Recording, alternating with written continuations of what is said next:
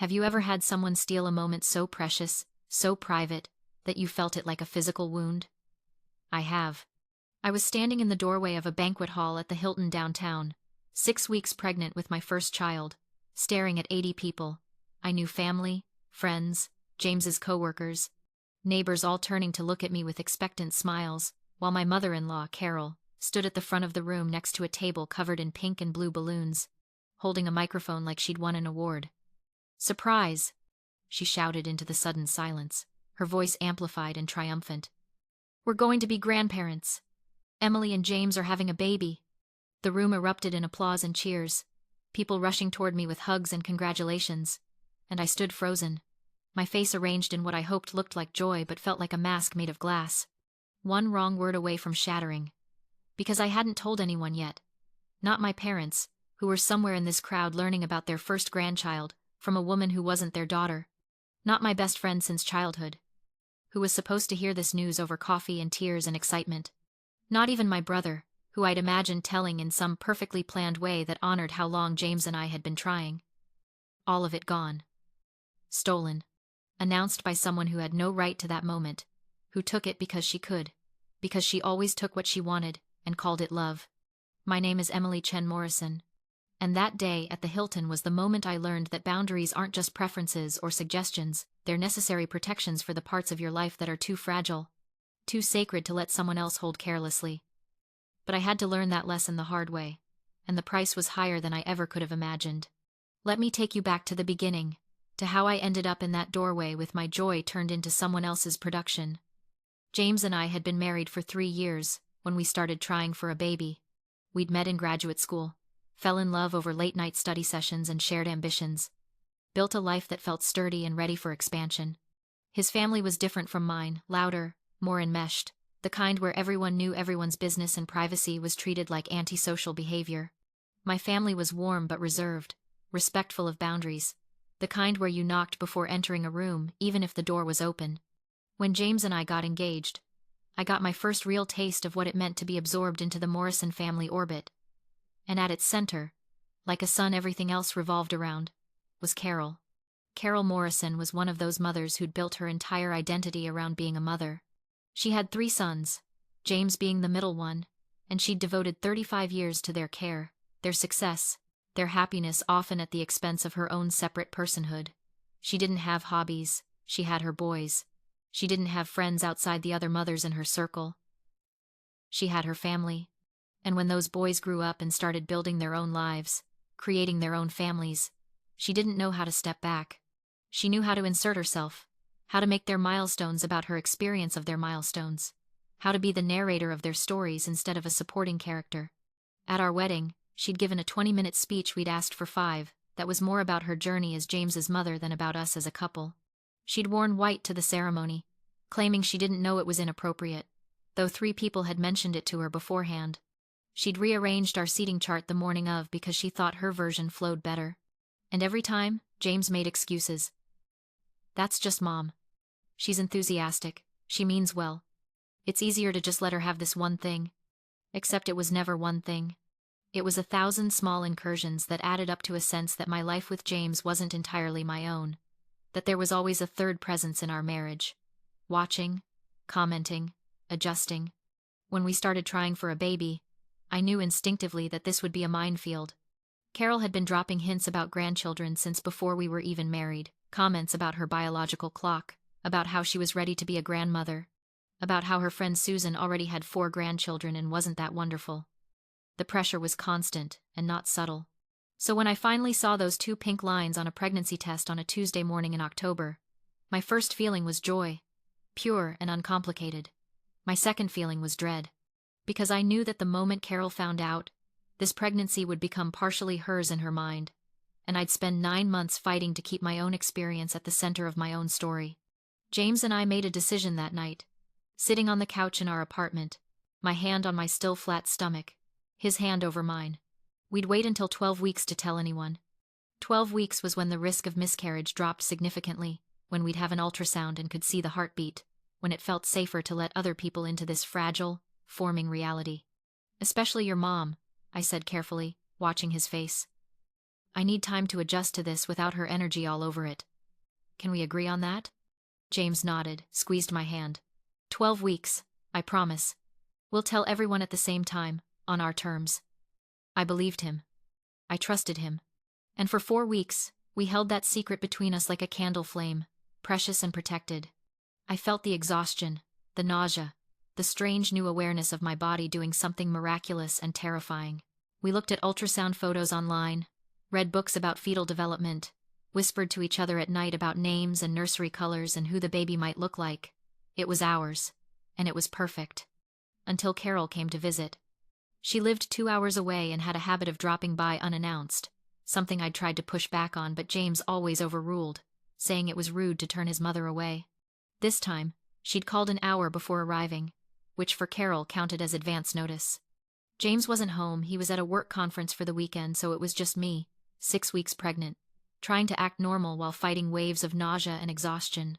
Carol walked in with grocery bags, insisting on making dinner, rearranging my kitchen cabinets because they'd be more efficient this way, asking why I looked tired, commenting that I seemed quieter than usual.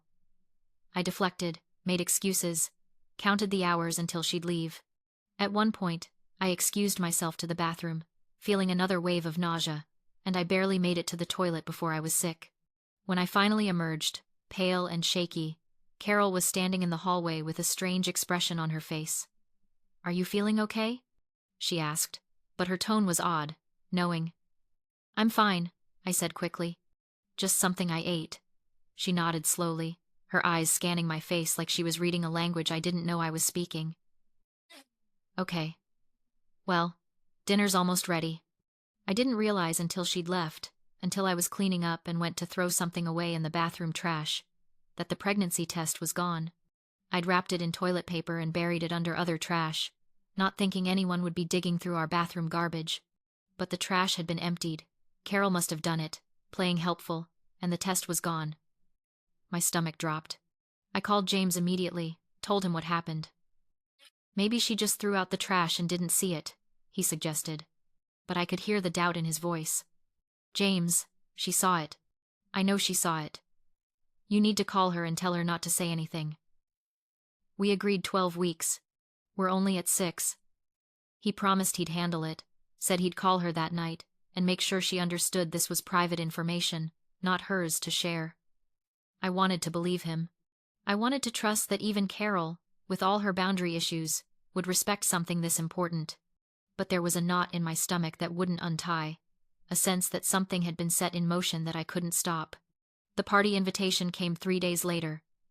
Not to me directly, to my email, my parents' email, my brother's email, our friends, James's entire extended family. A digital invitation with cartoon storks and baby bottles. The subject line reading, "Surprise celebration. You're invited." The body of the email was pure Carol. "Join us in celebrating the wonderful news that James and Emily are expecting. We're going to be grandparents, and we want to share our joy with everyone who's been part of this journey. Saturday, November 18th, 6 p.m., Hilton downtown. Dinner and dessert provided. Come help us welcome the newest member of the Morrison family." I stared at my phone screen, reading it again and again, my hands starting to shake. She'd done it. She'd actually done it. Announced our pregnancy to 80 people without asking, without permission, without even pretending to care that this wasn't her news to share. And she'd framed it as a celebration, as generosity, making it almost impossible to object without looking ungrateful or difficult. James called her immediately, and I could hear his voice from the other room, tight with anger in a way I'd never heard before. "Mom, what were you thinking? We asked you not to say anything. We weren't ready to announce." Her voice, loud enough to hear through the phone. "Oh, honey, I know you wanted to wait, but I was just so excited." And I thought, why keep this wonderful news a secret? Everyone deserves to share in this joy. I've already got the venue booked, and the caterer arranged. It's going to be beautiful. You'll thank me when you see how much people love celebrating with you. Mom, you can't just James. It's done. The invitations are sent. People are excited. You can't cancel now without looking ridiculous. Just come to the party. Smile. Let people congratulate you. What's the harm? You were going to tell them eventually anyway. and there it was. The logic that made her boundary violations impossible to fight. What's the harm? You were going to do it anyway. Why are you being so sensitive? It's just because I love you. The trap that turns your reasonable objection into your unreasonable overreaction. James hung up, and came to find me sitting on the bedroom floor, crying in a way I hadn't cried since my father's funeral, deep, body-shaking sobs that came from someplace beyond anger, somewhere closer to grief. "I'm so sorry," he said, sitting down next to me, pulling me close. "I'll cancel it. I'll send an email to everyone, explain that there was a miscommunication." "And say what?" I asked, my voice raw. "That your mother announced our pregnancy without permission, and we're taking it back? That we're not actually ready to tell people?"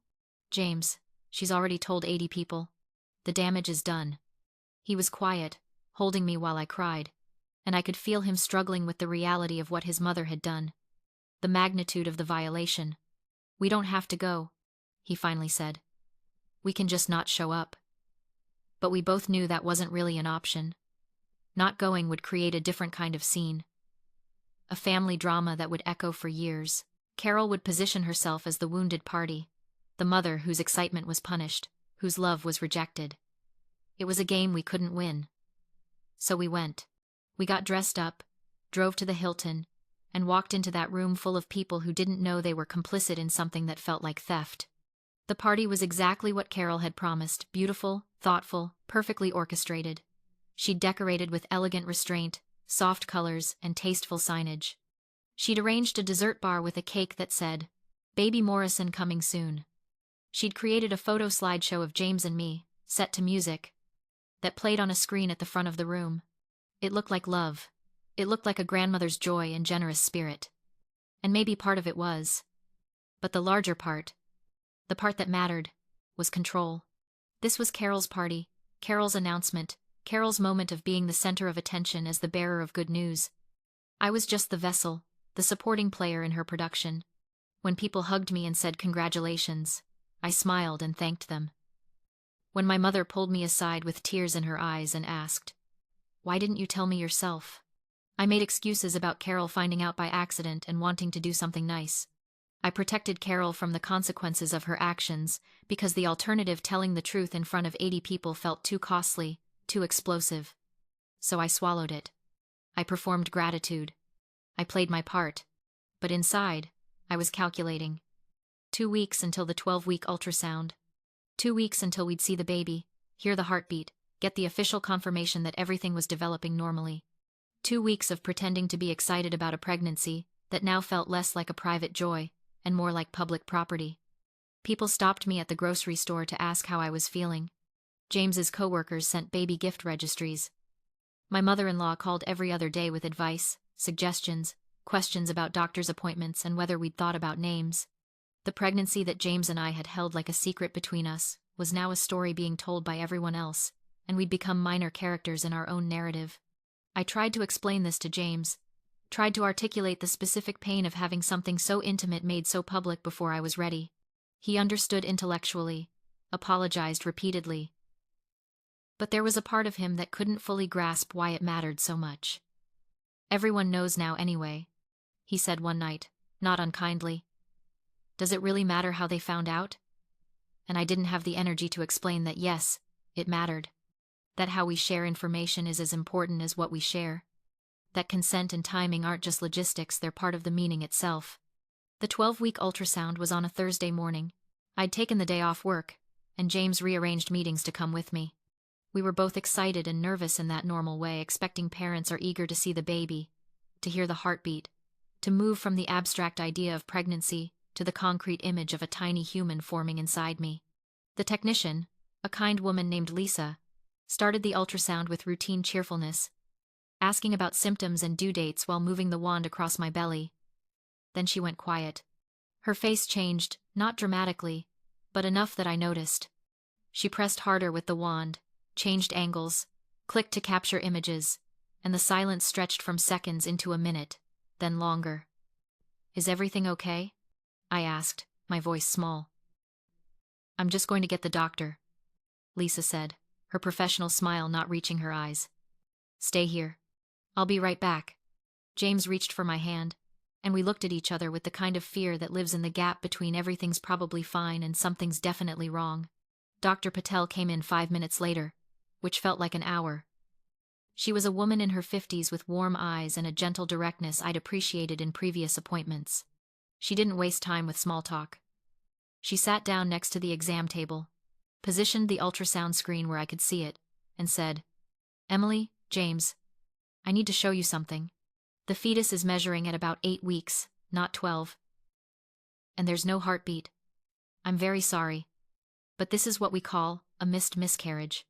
The pregnancy stopped developing several weeks ago, but your body hasn't recognized it yet." The words didn't make sense at first. I stared at the screen, at the small gray shape that was supposed to be my baby, looking for movement, for the flicker of a heartbeat I'd watched in YouTube videos and imagined seeing in this exact moment. But there was nothing. Just stillness. Just an ended possibility that my body had been carrying without knowing it was already gone. "I don't understand," I whispered. "I still feel pregnant. I'm still nauseous. I'm still tired." "How can it be? Your hormone levels are still elevated, doctor," Patel explained gently. "That's why you're still experiencing symptoms. But the fetal development stopped around 8 weeks. This happens in about 10 to 20% of known pregnancies, usually due to chromosomal abnormalities. It's not something you did or didn't do. It's not preventable. It's just—" She paused, searching for the right word. "It's just biology. I know that doesn't make it easier, but I want you to know this isn't your fault." She talked about next steps, about the procedure I'd need to complete the miscarriage, about recovery time and what to expect physically and emotionally. I heard maybe half of it. The other half was drowned out by a different realization, one that was washing over me like ice water. 80 people knew about this pregnancy. 80 people who'd celebrated at Carol's party, who'd been congratulating me for 2 weeks, who'd been asking about my symptoms and offering advice and sharing their own pregnancy stories. And now I had to tell all of them that the baby was gone, that there was no pregnancy anymore, that they'd celebrated something that was already over by the time they were raising their glasses. James drove us home in silence, his hand gripping mine so tightly it hurt, but I didn't ask him to let go. When we got to the apartment, I went straight to bed and lay there staring at the ceiling while my phone buzzed with texts from people checking in, asking how the ultrasound went, excited to hear updates. I couldn't bring myself to answer. I couldn't formulate the words. James came in after an hour and sat on the edge of the bed. "I need to call my mom," he said quietly. "She's been texting asking about the appointment." "No," I said, my voice flat. "Not yet. I can't deal with her right now. Emily, she's going to keep calling. Everyone's going to keep calling. We have to tell people."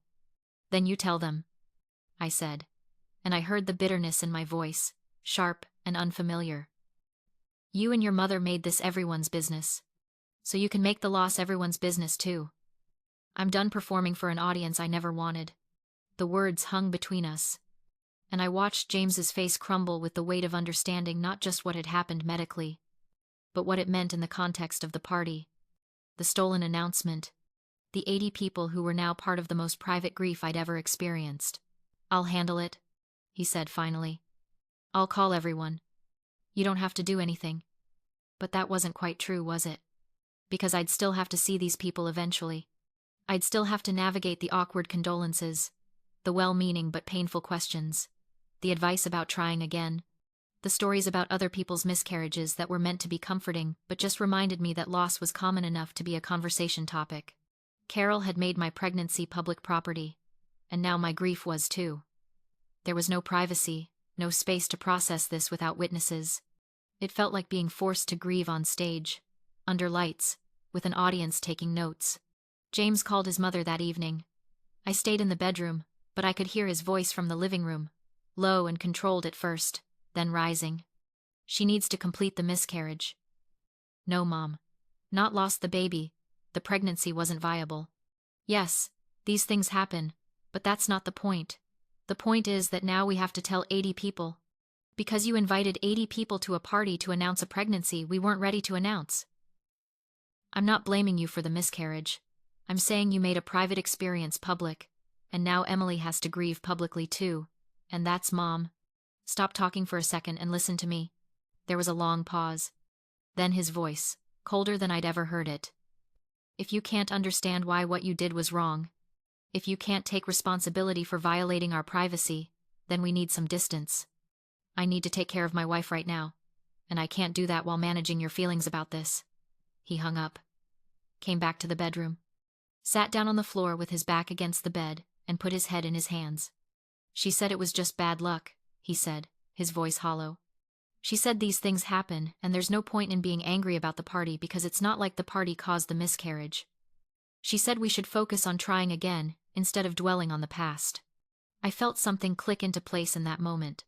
Some final piece of understanding about who Carol was and what she was capable of.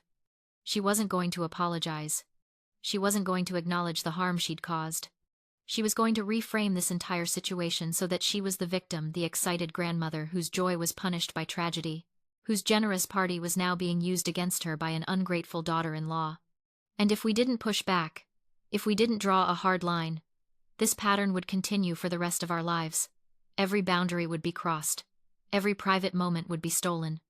Every grief and joy would become part of her story instead of ours.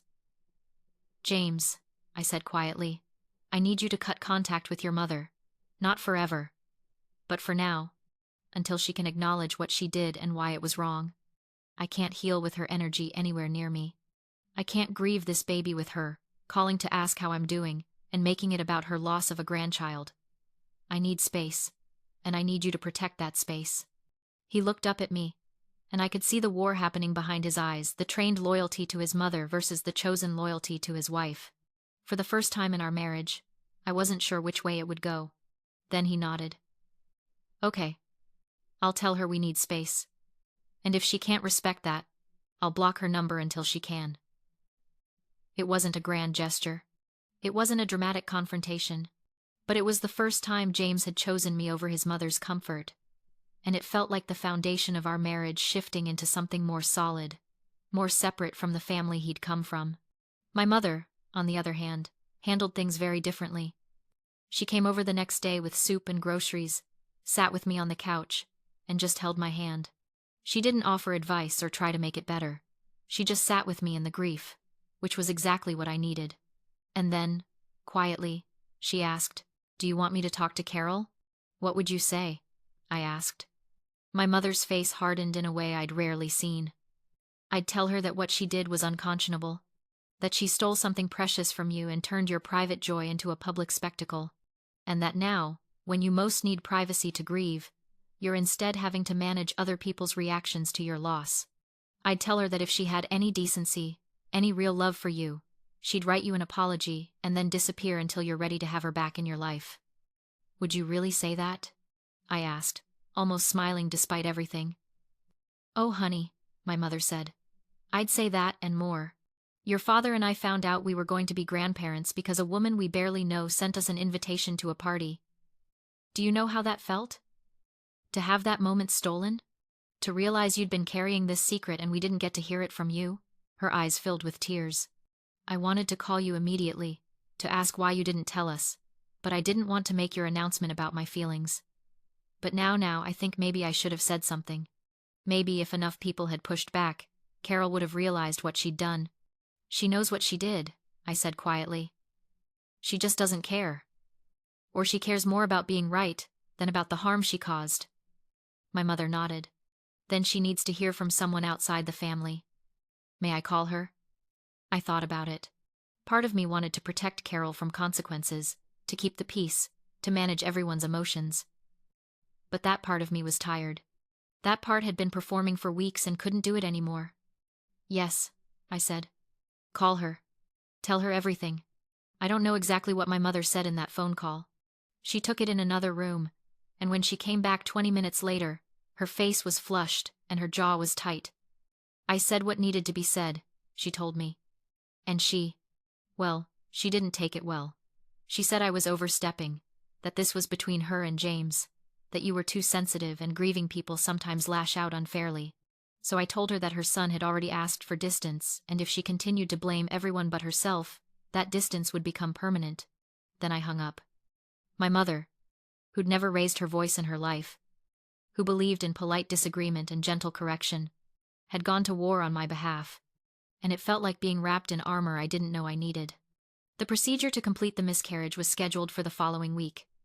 It was quick, clinical, physically manageable but emotionally devastating in a way I hadn't anticipated. Afterward, I went home and slept for 14 hours, my body finally acknowledging what my mind had known for days: the pregnancy was over. James took time off work to stay with me, and we existed in a bubble of grief and quiet for those first few weeks, not answering the door, letting calls go to voicemail, just being together in the wreckage. People sent cards and flowers and casseroles, all the traditional gestures of sympathy, and they were kind, truly. But every delivery was also a reminder that our loss was public knowledge, that we couldn't grieve in private the way I desperately wanted to. Carol tried to reach out multiple times: calls, texts, emails, even a letter delivered to our door. James intercepted all of it. He'd read each message, his face growing tighter, and then delete it without showing me. "She's not getting it," he said after the third week. "She keeps talking about our loss and how we're grieving together and how we need to support each other, like she lost something equivalent to what we lost. Like announcing our pregnancy and then having it end somehow made her a victim too." "What do you want to do?" I asked. "I want her to understand," he said. "I want her to actually hear what she did and take responsibility. But I don't know how to make that happen if she's determined not to see it." "Then maybe she doesn't get to come back until she does," I said. "Maybe the consequence of refusing to acknowledge harm is losing access to the people you harmed." It was a hard line, harder than I'd ever drawn with family. But loss had clarified something for me. Life was too short and too precious to spend it managing the feelings of people who wouldn't respect mine. James agreed. He sent his mother one final message, laying out clearly what needed to happen for reconciliation. A genuine apology that took full responsibility without deflection, acknowledgement of the specific harm caused, and a commitment to respecting our boundaries going forward. Then we blocked her number and focused on healing. The months that followed were strange. We grieved the pregnancy, yes, but we also grieved the family dynamic that had existed before, the one where Carol's feelings were always centered, where keeping the peace meant swallowing our needs, where boundaries were optional suggestions rather than firm requirements. James started therapy to work through his relationship with his mother, to understand how her patterns had shaped him, to learn how to be a husband who protected his marriage instead of managing everyone's comfort. I started therapy too, processing the loss and the violation and the complicated tangle of emotions that came with both. We talked about whether we wanted to try again, and when, and how we'd handle future pregnancies differently. And slowly, carefully, we started rebuilding our lives with new foundations, clearer boundaries, better communication, a shared understanding that we were each other's primary family now, and everyone else was secondary. 6 months after the miscarriage, a package arrived at our door. It was from Carol, thick and heavy. James opened it to find a 10-page handwritten letter. "I've been working with a therapist," it began, "and I want to share with you what I've been learning about myself, about my patterns, and about the harm I've caused." The letter was remarkable in its honesty. Carol detailed her own struggles with identity after her children grew up, how she'd tied her worth to being needed, how the party had been about filling a void in herself rather than celebrating us. She acknowledged, specifically and without excuse, that she'd violated our privacy, stolen our announcement, and made our grief more painful by making it public. She took full responsibility.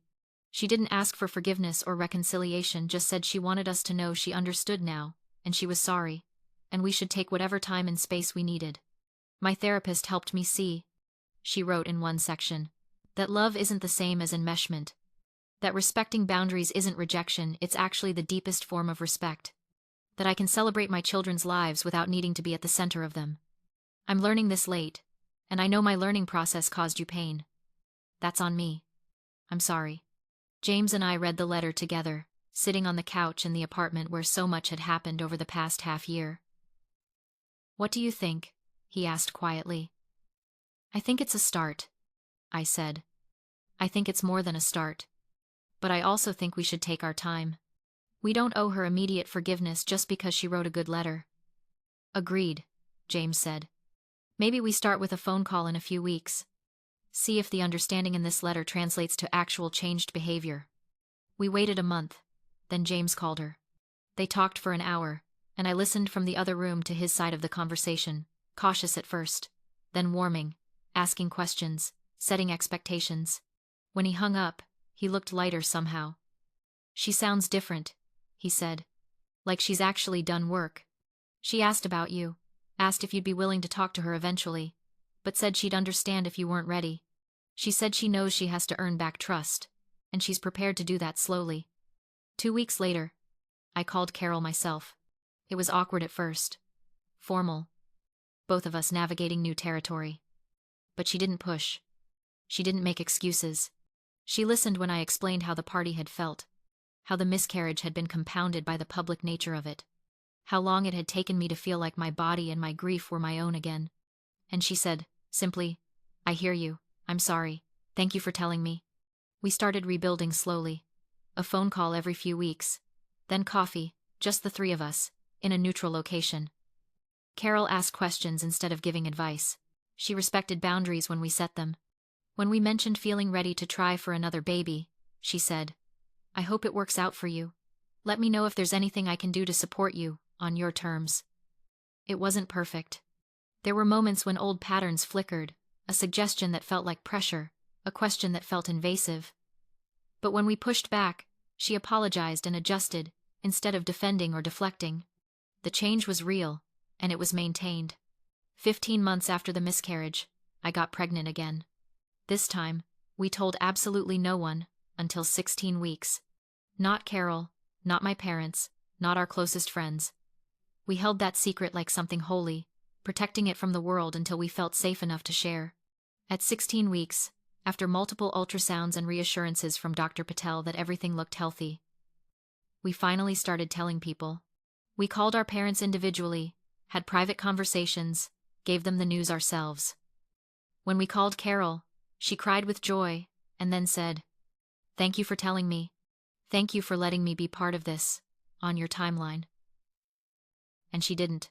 When we finally did a general announcement at 20 weeks, a simple social media post with a photo of baby shoes, Carol liked it and commented something brief and supportive, but she didn't make it about herself. Didn't throw a party, didn't steal the moment. She'd learned. She'd actually, genuinely learned. Our daughter was born healthy and perfect in the spring, and Carol came to meet her at the hospital with appropriate reverence, holding her granddaughter with tears streaming down her face, but respecting every boundary we set about visiting hours and handling the baby and giving advice. "She's beautiful," Carol whispered, looking at us over the tiny bundle in her arms. "You're going to be wonderful parents. Thank you for letting me be part of this." And I felt something settle in my chest, some piece of the resentment and pain, finally finding a place to rest. She'd caused real harm. She'd stolen something I could never get back. But she'd also done the hard work of change, and that mattered too. Here's what I learned, what I need you to understand. If you're in a relationship with someone who doesn't respect boundaries, who steals your moments, who makes your life about their needs, you have the right to protect what's sacred. You have the right to privacy, especially around vulnerable experiences like pregnancy, loss, illness, grief. You have the right to say no, to say not yet, to say this is mine and you can't have it. And when someone violates those rights, even if they're family, even if they mean well, even if they claim it's because they love you, you have the right to consequences. Distance, boundaries. Cut contact if necessary, because love without respect isn't actually love. It's need disguised as love. It's control disguised as care. And you don't have to accept it just because it's wrapped in good intentions. Carol's party felt like love to her. She genuinely thought she was doing something generous, something celebratory. But impact matters more than intent. The harm was real, regardless of the motivation, and I had to insist that she see that harm before we could move forward. The miscarriage was devastating, and having to grieve it publicly made it exponentially worse. But it also clarified something crucial. I couldn't control what had happened to my body, but I could control who had access to my life, my story, my future experiences. I couldn't change the past, couldn't take back the party, couldn't undo the 80 people who knew about a pregnancy that didn't survive, but I could make sure it never happened again. And that meant being willing to enforce boundaries even when it was uncomfortable, even when it created family conflict, even when people accused me of being oversensitive or unforgiving. Because the alternative, living my life according to someone else's needs, allowing my private moments to be public property, performing gratitude for violations disguised as gifts that wasn't sustainable. That was a slow erosion of self that would eventually leave nothing authentic behind. So if you're in a situation where someone is taking what isn't theirs to take your announcements, your grief, your milestones, your choices, I want you to know. You can push back. You can say no. You can set boundaries and enforce consequences and insist on respect. And if the relationship can't survive that, if the person can't or won't change, then the relationship was built on an unhealthy foundation anyway, and losing it makes space for something better. But here's the other thing I learned. People can change. Not everyone, not always, and certainly not without significant effort and often professional help. But Carol did. She did the painful work of looking at her patterns, understanding their roots, and building new behaviors. She wrote that 10-page letter and backed it up with months and years of changed actions. She proved that acknowledgement isn't just words, it's sustained difference in how you show up. And because she did that work, because she was willing to be uncomfortable and accountable and genuinely different, we were able to rebuild a relationship that's healthier than what existed before. It's not the same, there's a history now that can't be erased, a wariness that might never fully disappear. But there's also respect, real respect, which we never had before. And that makes it possible to be in each other's lives in a way that doesn't require me to sacrifice pieces of myself to maintain the connection. So here's my question for you. If you're listening to this and thinking about your own difficult relationships, your own violated boundaries, what are you protecting? What's so precious, so sacred, so fundamentally yours, that you're willing to fight for the right to keep it private, to share it on your terms, to control who has access? And are you protecting it? Or are you letting people cross lines because confrontation feels harder than violation? Because I can tell you from experience, the temporary discomfort of setting a boundary is nothing compared to the long-term damage of letting people treat your life like their property. The miscarriage taught me that in the hardest possible way. It taught me that some losses can't be prepared for, but their impact can be magnified or minimized by the choices we make about who we let close during vulnerable times. I couldn't prevent the pregnancy from ending. But I could have prevented 80 people from being part of that story if I'd set stronger boundaries earlier. If James and I had been more explicit about privacy. If we'd been willing to deal with Carol's disappointment before it became a crisis. I'm Emily Chen Morrison, mother to a healthy toddler daughter who will grow up knowing that her parents protect what's sacred, that boundaries are acts of love, that privacy isn't secrecy, it's self-preservation.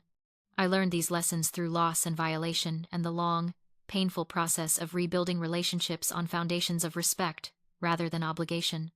And while I wouldn't wish my specific journey on anyone, I'm grateful for what it taught me about my own strength. About the difference between family bonds and family enmeshment. About the possibility of change when someone is genuinely willing to do the work. Carol stole my pregnancy announcement and inadvertently made my miscarriage public. But in doing so, she also gave me the clarity to understand what I would and wouldn't accept going forward. And the courage to enforce those standards even when it meant potential permanent estrangement from my husband's mother. That clarity, that courage, that's mine. She can't take it. And it's more valuable than anything she stole. So protect what's yours. Set the boundaries. Enforce the consequences. And if someone loves you enough to change, let them prove it through sustained action, not just apologetic words. You deserve relationships that honor your autonomy, that celebrate your joy without stealing it, that hold your grief without making it theirs. Don't settle for less. I almost did, and it cost me more than I should have had to pay. Learn from that. Protect yourself. And know that on the other side of the hard conversations, the enforced distance, the uncomfortable growth, there's the possibility of something better. Not perfect, but honest. And that's worth fighting for.